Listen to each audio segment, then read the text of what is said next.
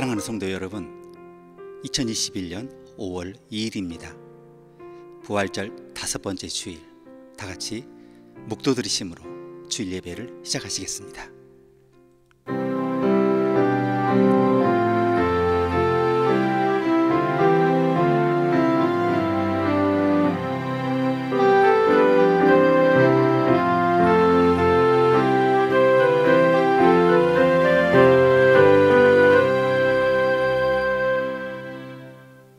사랑하는 아버지, 이 시간 신선한 공기를 마시듯 주를 갈망하는 숨을 들이마시게 해주십시오.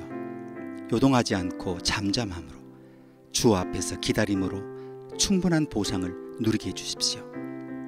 일과 염려가 분주히 덮칠수록 침묵 가운데 주를 더욱 구하게 해주십시오. 가장 분주한 날에 가장 평온한 방법을 터득하게 해주십시오. 부활하신 주님이 가장 먼저 평화를 전하신 것처럼 우리도 죽어가는 모든 피조물의 영생의 평화를 선포하게 해주십시오. 우리 연약한 본성을 예배와 찬송으로 주의 무한한 능력에 연결하게 해주십시오. 예수님의 이름으로 기도합니다. 아멘. 다 같이 찬송하시겠습니다.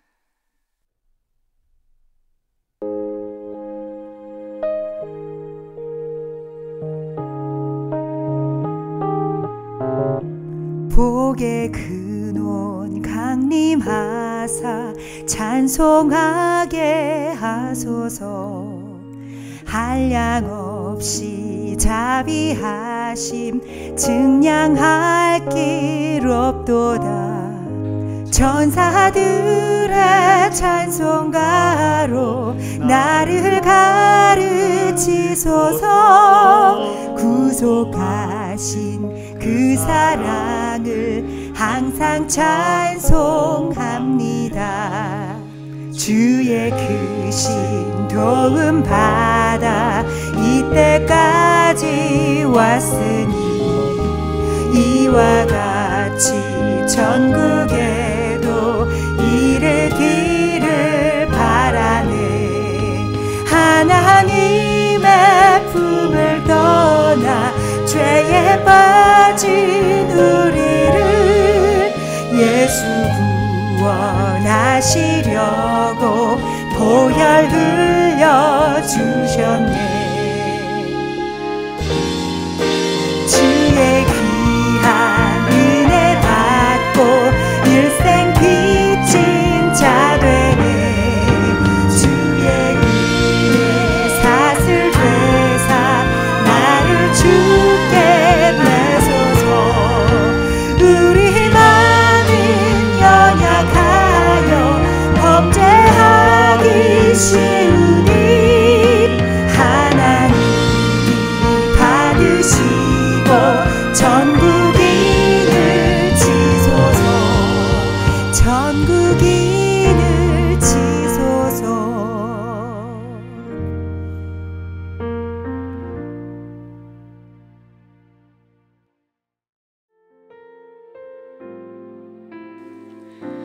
계절이 익어가는 이 순간에 우리가 주를 묵상하는 시간을 빠뜨리지 않게 해주십시오. 하나님께서 우리를 풍성히 축복하실 것이지만 오직 주 뜻대로 행할 때만 이루어지는 것을 깨닫게 해주십시오. 우리가 마땅히 해야 할 한 가지, 곧 우리 삶을 하나님의 능력에 연결하게 해주십시오.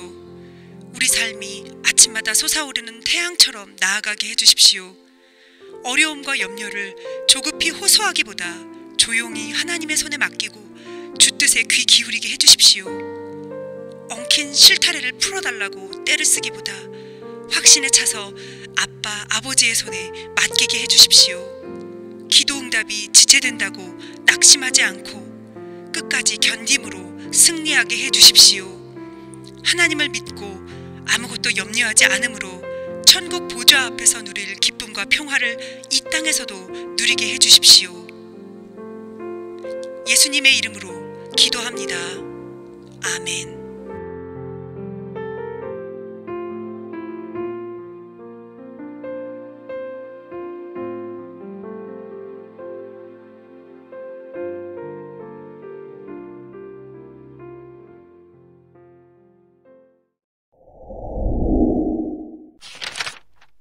그 다음 안식일에는 온 시민이 거의 다 하나님의 말씀을 듣고자 하여 모이니 유대인들이 그 무리를 보고 시기가 가득하여 바울이 말한 것을 반박하고 비방하거늘 바울과 바나바가 담대히 말하여 하나님의 말씀을 마땅히 먼저 너희에게 전할 것이로되 너희가 그것을 버리고 영생을 얻기에 합당하지 않은 자로 자처하기로 우리가 이방인에게로 향하노라. 주께서 이같이 우리에게 명하시되 내가 너를 이방의 빛으로 삼아 너로 땅끝까지 구원하게 하리라 하셨느니라.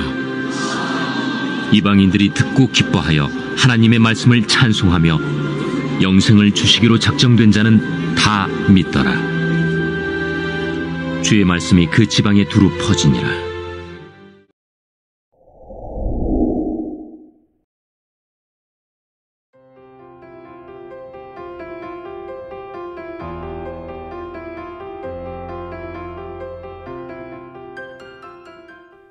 교회에는 장차 어떻게 될 것인가? 사실 그것은 저와 여러분이 가져야 할 질문이 아닙니다.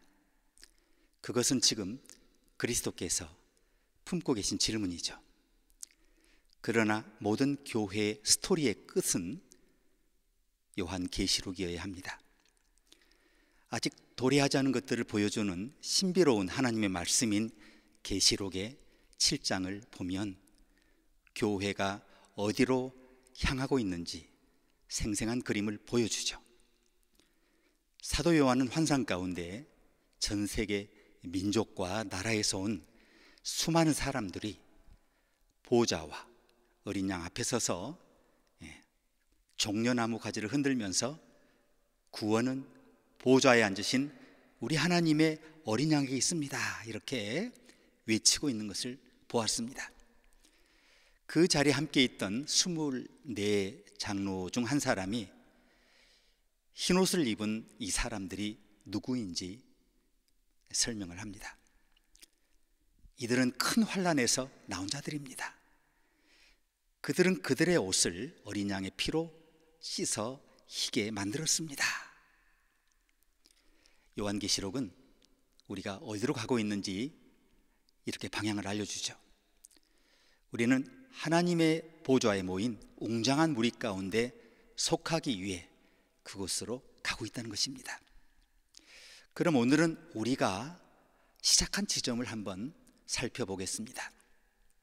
우리는 오순절날에 성령의 축복을 받고 먼저 이스라엘과 이방 세계에 예수 그리스도를 전한 최초의 그룹에 속한 사람들이 아니었죠. 그때 우리는 닫힌 문 뒤에서 그것을 부러워하던 소수의 비주류 이방인에 속한 크리스천들이었습니다. 치열하고 잔인한 반대에도 불구하고 그 첫 그리스도인들은 이 차별의 벽을 완전히 허물고 로마 제국에 뿔뿔이 흩어져 부활하신 그리스도에 관한 이야기를 들려주었습니다. 그 반응이 얼마나 컸던지 2세기 말에 이르렀을 때 교회 지도자 터툴리안은 제국 전체에 기독교인으로 가득 차 있다고 선포할 수 있게 되었습니다. 교회가 출발한 지 불과 한 세기 반 만에 로마 제국 대도시의 남녀, 모든 연령과 지위의 사람들이 예수님을 그리스도로 영접했습니다. 로마 군대는 그리스도를 배제하고 군인들을 움직일 수 없을 정도까지 되었어요. 심지어 제국의 최고위층의 사람들이 기독교 신앙을 고백하고 있었다는 겁니다. 이로써 우리는 우리가 어디서 출발했는지를 확인합니다. 그리고 우리가 어디로 향하고 있는지도 알게 되었습니다. 그럼 그 과정을 걷고 있는 우리가 지금 우리가 선 자리에서 해야 할 일이 뭡니까? 세 가지 사명이 분명해 보입니다. 첫 번째, 우리는 그리스도께서 시작하신 일과 교회 안에서 성령이 확증하신 일을 계속해야 한다는 거죠. 하나님은 우리에게 교회의 유지와 관리를 맡기셨어요. 이것은 좁게 교회의 부동산과 교인 수를 관리하라는 말이 아니에요. 원래 그리스도께서 보여주신 큰 방향이 중요하다는 겁니다. 우리는 하나님께서 지난 2000년보다 더 많은 시간을 우리에게 맡기시더라도 그분의 몸인 교회를 강하고 활기차게 유지하고 성장시킬 수 있도록 그 방향을 분명히 해야 한다는 거죠. 무엇보다 놀라운 것은 우리가 이 세상에 가장 놀라운 유산의 상속자라는 것입니다. 음악 세계의 비유를 한번 말씀드리겠습니다. 페엘데시 언도르는 유명한 콘서트 피아니스트였죠. 불과 16세의 나이에 그 불멸의 마지막 생존자로 불리던 그 프란츠 리스트 그리고 에밀 폰 사우어를 연주하는 특권을 누렸습니다. 어느 날 그는 바하와 베토벤과 슈만을 연주했는데요. 그 연주를 마치고 아까 말씀드린 그 프란츠 리스트의 제자였던 당대 가장 유명한 피아니스트였던 그 에밀 폰 사우어가 일어나서 그의 이마에 키스를 하면서 내 아들아, 내가 내 나이 때에 리스트의 학생이 됐다. 그때 리스트가 첫 수업을 마치고 내 이마에 이렇게 키스를 했다. 그때 리스트가 내게 이렇게 말했다는 겁니다. 이 키스를 잘 간직해라. 이 말은 나의 선생님 베토벤이 나에게 남긴 말이다. 에밀 폰 사우어는 계속해서 제자 페엘데르 언도르에게 이렇게 말했다는 거죠. 이 신성한 유산을 전하기 위해서 오랫동안 기다렸고 이제 너를 만났다. 세례 요한이 요단강에서 예수님께 세례를 준 때부터 2000년 동안 전해온 저와 여러분의 세례가 예수 그리스도의 입맞춤이라고 한번 상상을 해보십시오. 우리가 주의 만찬을 대할 때마다 예수님께서 다락방에서 빵을 떼어 제자들에게 주시면서 이것은 너희를 위해 망가진 내 몸이다 이렇게 하셨을 때부터 수많은 세대를 거쳐 우리에게 전해진 그런 입맞춤이라고 한번 생각을 해보십시오. 이것은 죄를 사하려고 흘리는 나의 피다. 한번 이 의미를 한번 상상해 보십시오. 저와 여러분은 거룩한 피의 상속자라는 겁니다. 우리는 단지 교회 건물과 교세를 유지하고 관리하는 상속자가 아니에요. 우리는 오늘 은혜로운 예배와 찬양에 모일 수 있도록 많은 희생을 마다하지 않고 신앙을 전해준 우리 신앙의 선배들에게 너무나 큰 빚을 지고 있어요. 유지 관리라는 말이 그렇게 썩 흥미로운 말은 아니지만 우리의 신앙생활에 너무나 중요하죠. 우리는 첫 세대 크리스찬들이 시작한 것을 지속해야 해요. 우리는 우리에게 맡겨진 소중한 것들을 지켜야 해요. 한 유럽 소국의 왕이 혼자 말을 타고 시내로 나갔다고 합니다. 이 나라를 방문한 한 방문객이 왕이 경호 없이 혼자 다니는 것을 보고 깜짝 놀랐어요. 자, 시민 중 한 사람에게 아니 왕이 어떻게 경호원 한 사람 없이 다니느냐고 물었다는 거죠. 시민은 잠시 생각하더니 이렇게 대답했다는 겁니다. 우리 모두가 그분의 경호원이기 때문입니다. 우리 모두는 우리가 속한 교회와 그리스도의 사역을 충실히 수행하는 그분의 상속자이자 경호원이에요. 그것이 우리가 기도하고 그분의 임재를 구하고 받은 은사로 봉사하는 이유죠. 우리는 그리스도께서 시작하신 것과 성령께서 그리스도의 이 몸 안에서 확증하신 것을 지금 수행하고 있어요. 자, 두 번째, 오늘 교회의 두 번째 임무는 믿음과 사랑으로 서로를 이렇게 북돋는 것입니다. 우리는 이 임무를 사역이라고 불러요. 특별히 사랑의 사역으로 부름받았습니다. 너희 영혼을 깨끗하게 하여 거짓이 없이 형제를 사랑하기에 이르렀으니 마음으로 뜨겁게 피차 사랑하라. 베드로 사도가 한 말입니다. 이것은 서로 사랑하지 않는 세상에서 교회가 왜 구별되는지를 보여주는 확실한 말씀이죠. 예수님이 두세 사람이 내 이름으로 모인 곳에 나도 그들 중에 있다고 말씀하신 것을 생각해 보십시오. 왜 두세 사람입니까? 왜 단 한 사람은 안 되는 겁니까? 일찍이 전도서 저자가 그 이유에 대해 썼죠. 두 사람이 한 사람보다 나음은 저희가 수고함으로 좋은 상을 얻을 것임이라. 혹시 저희가 넘어지면 하나가 그 동물을 붙들어 일으키려니와 홀로 있어 넘어지고 붙들어 일으킬 자가 없는 자에게는 화가 있으리라. 우리에게는 서로가 서로를 필요로 합니다. 고립된 상태로 살아가는 것이 크리스찬의 그 믿음이 아니에요. 이것을 부정한다면 복음을 모르는 거예요. 우리는 서로 만나 서로를 지원하고 그리고 서로를 격려해야 합니다. 미 해군의 제럴 커피 대위는 쿠바 미사일 위기가 있었을 때 쿠바 일대에서 적어도 정찰 임무를 수행해서 소련의 핵미사일이 그곳에 배치된 것을 사진으로 촬영한 유명한 군인이죠. 그가 촬영한 사진으로 인해서 당시 소련, 미국 대치의 흐름이 완전히 바뀌게 돼요. 소련이 미국을 겨냥해서 쿠바에 몰래 들여온 핵미사일들을 철수하게 되죠. 제럴 데이는 계속해서 베트남 전쟁에 참전했습니다. 그런데 불행하게 월맹의 대공포에 격추당해 지상에서 체포됐어요. 그는 고문과 독방, 감금이 일상화된 악명 높은 하노이 힐튼 공산주의 호텔에서 교도소에서 7년 이상 수감되었습니다. 그 기간 동안 그는 아내에게 단 6개의 12개의 엽서만을 보낼 수 있었는데 그 엽서에 쓸 수 있는 글자의 한계가 단 6문장이었다고 합니다. 그는 살아남아 결국 집으로 돌아왔어요. 그는 자신의 저서에서 신앙이 생존의 열쇠였다고 썼습니다. 그는 다른 수감자들과 은밀한 방법으로 소통했다고 회고합니다.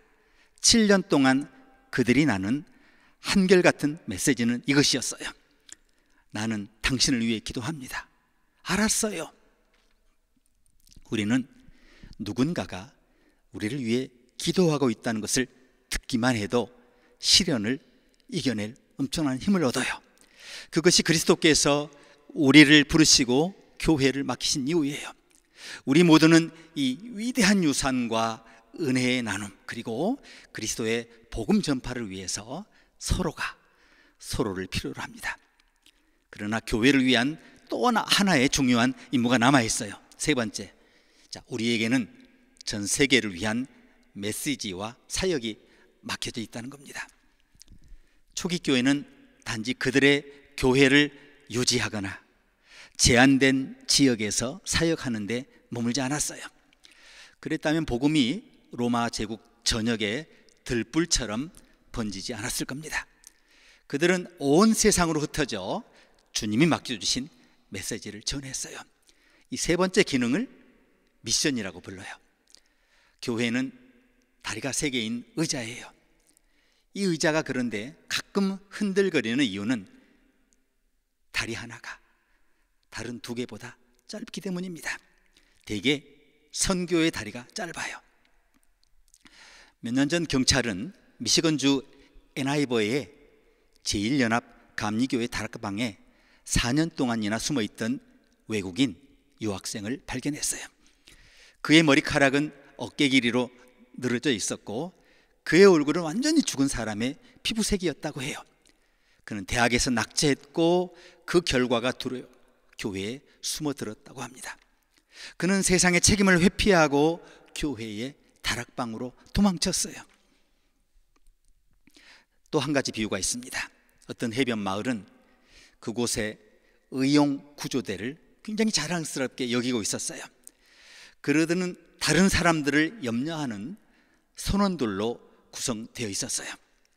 그들이 살고 있는 해안을 따라 그 들쭉날쭉 튀어나온 그 바위에 수많은 배들이 난파했고 그때마다 구조대원들이 바다에 뛰어들어서 사람들을 구조했어요. 이 헌신적인 구조대원들에게 감사를 표하기 위해서 마을 사람들이 기금을 모아 구조대를 위한 대피소를 마련했어요. 또한 지역사회 행사를 열어서 최신 구조 장비를 구해서 그들에게 전달했어요.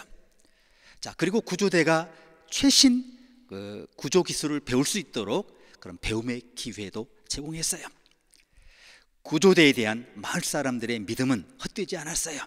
몇 년 동안 이 헌신적인 구조대원들은 지칠 줄 모르는 노력으로 더 많은 생명을 구했다는 겁니다. 그런데 시간이 지남에 따라 새로운 가구들이 대피소에 가득 배치되었어요. 두꺼운 카펫, 봉주의 의자, 바둑판, 그리고 최신식 주방. 얼마 지나지 않아서 구조대가 머무는 것은 점점 더 많은 사람들이 모이는 만남의 장소가 되었어요. 그때부터 경보가 울릴 때 구조대원이 응답이 늦거나 깊이가 늘었어요. 사람들은 구조대가 편안한 공간을 떠나기가 어렵다는 것을 뒤늦게 알고 후회하게 되었다는 겁니다. 오늘날 만남의 장소가 된 이 대피소의 의미를 저와 여러분이 어떻게 설명하면 좋겠습니까? 계시록 7장에서 하나님의 보좌와 어린 양 앞에 서 있는 사람들은 어린 양의 피로 씻겨져 정결하게 된 흰옷을 입은 사람들이었어요. 그 피는 저와 여러분의 구원을 위해 흘리신 위대한 피죠. 그러나 그 피는 저와 여러분만을 위해 흘리신 피는 아닐 것입니다. 그 피는 국경 남쪽에 극심한 빈곤 가운데 생계를 꾸려가고 있는 불법 체류자 가정과 정부군의 공격으로 황폐화된 마을의 어느 지하실이나 화장실에 숨어 있을 젊은이와 노인들을 위해 흘리신 피일 것입니다. 이것은 미얀마 내에서 일어나고 있는 제가 그런 말씀을 드립니다. 우리가 교회의 상속자가 돼서 우리 자신을 위한 유지 보수와 사역을 하는 것만으로 충분하지 않은 것은 분명합니다. 우리는 세상을 돌봐야 해요. 왜요? 그리스도께서 그 일에 관심을 가지시고 있기 때문에. 그래서 우리가 지금 이 자리에 서 있는 겁니다. 주님은 우리 모두에게 이 세 가지 교회 상속과 유지 보수의 이유를 오늘 가르쳐 주셨어요. 우리가 수행해야 할 세 가지 중요한 사명. 첫 번째가 교회 유지와 관리, 두 번째는 말씀과 성만찬을 통한 그리스도의 가르침의 유산을 보존하고 서로를 돌보고 서로를 위해 기도하는 것, 그리고 세 번째는 갈등으로 찢어지고 가난해진 세상에서 그들을 지원하고 돌보는 미션이에요. 이 세 가지 중 어느 것도 우리에게 선택사항이 아니에요. 우리가 보좌와 어린 양 앞에 흰옷을 입은 그 무리 가운데 함께 서려면 이 세 가지 모두를 수행해야 한다는 거죠. 오늘 받은 말씀을 적용하시면서 우리 함께 기도하시겠습니다.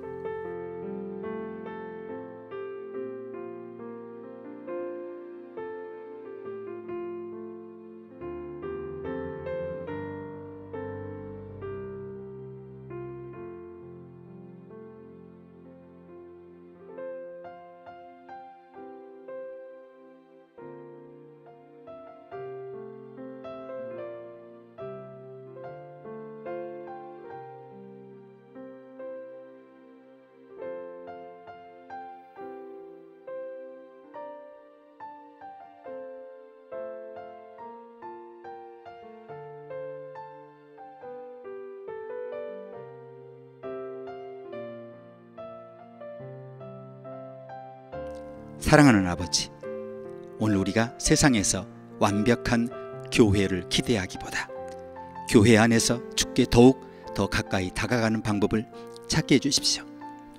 벗겨지면 사라질 껍질에 집착하지 않고 참된 생명의 떡인 주님을 발견하고 그 인도하심을 따라 흰옷 입은 어린 양과 보좌 앞에서 둘러선 성도들에 합류하게 해 주십시오. 예수님의 이름으로 기도합니다. 아멘. 함께 찬양하시겠습니다.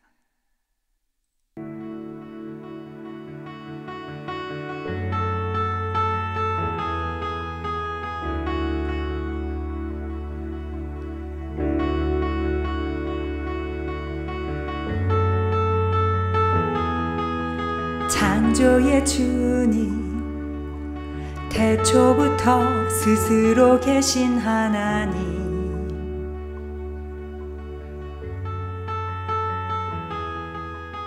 혼돈 가운데 주 말씀하니 어둠 속에 빛 쏟아져.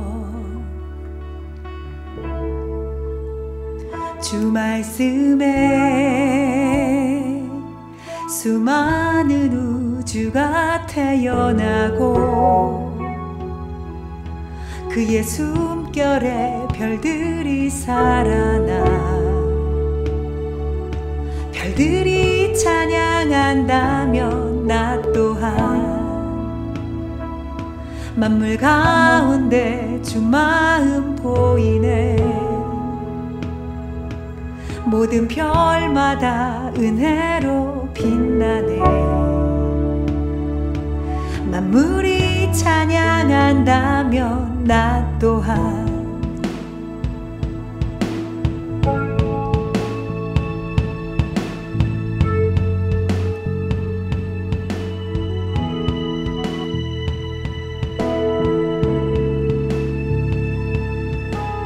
약속의 주님 하신 말씀을 반드시 이루시는 주.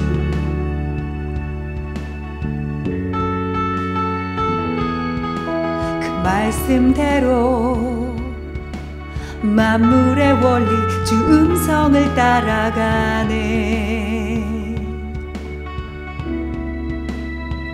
주 말씀에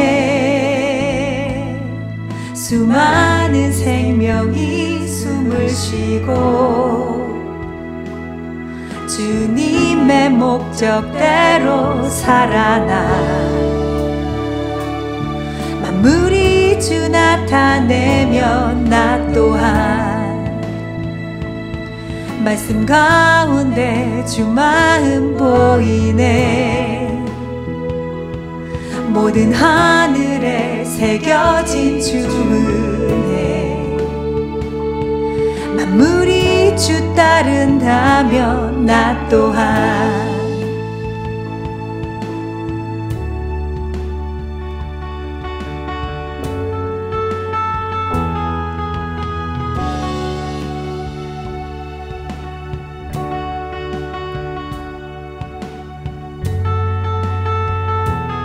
하늘의 별들처럼 나 예배해. 온 땅의 산들처럼 나 경배해. 바다의 파도처럼 나 외치리. 지으신 모든 것들처럼 주를 높이리. 바람처럼 주 보내신 곳 가리. 바위처럼 침묵으로 찬양해. 우리 모든 찬양 부족하다면 셀 수도 없이 다시 찬양하리.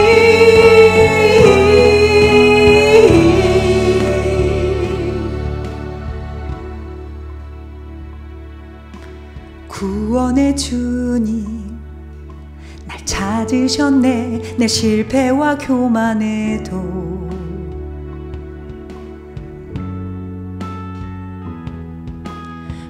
갈보리에서 주 사랑으로 죽기까지 순종했네.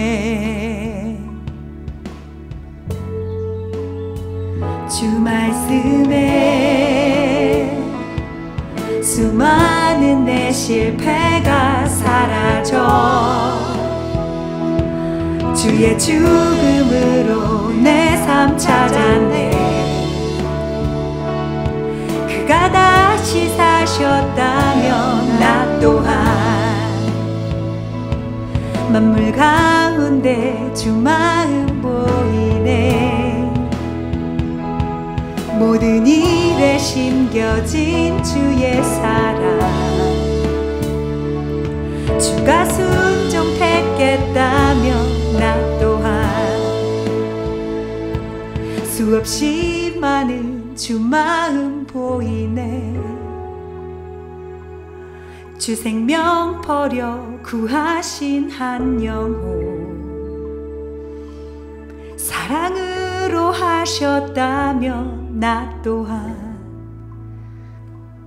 수없이 다시 그렇게 하실 분, 그 마음 어찌 모두 헤아릴까. 단 한 명도 포기하지 않는 분.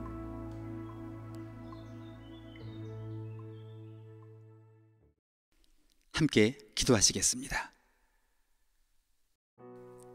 사랑하는 아버지, 주께서 함께 하심을 확신하며 어려움을 만날 때마다 더 사랑하고 웃게 해주십시오. 주를 실망시켜 드리지 않고 주 사랑 안에서 안식을 누리게 해주십시오. 아무리 사소한 일일지라도 주의 기쁨이 되기 위해 행함으로 영적, 정신적, 물질적 열쇠를 손에 쥐게 해주십시오. 주 임재 안에서 살아드림으로 영혼의 안식과 능력과 기쁨과 평화를 얻게 해주십시오. 이제 우리의 무거운 모든 짐을 대신 지고 가심으로 우리에게 건강과 힘과 평화와 행복, 이 모든 것을 선물로 주신 예수 그리스도의 풍성한 은혜와 가벼워진 몸과 마음으로 다른 사람들에게 다가가 그들의 짐을 덜고 기운을 북돋고 영혼을 일으키는 생명사역을 행하도록 기회를 주시는 하나님의 사랑과 우리의 마음을 모아 학습심으로 기도할 때 우리 가운데 거하셔서 더 많은 하나님 나라의 비밀을 깨우쳐 주시고 성도의 참된 교제와 도움을 이루게 하시는 성령님의 교제하심이 온갖 재해와 갈등으로 파괴되고 찢어지고 가난해진 세상에서 우리가 모르는 사람들을 위해서도 지원하고 돌보는 일을 통해 주님의 기쁨과 영광이 되기로 다짐하는 예수 그리스도의 교회의 상속자이며 관리자인 형제자매 모두에게 이제와 영원히 함께하기를 축원합니다. 아멘.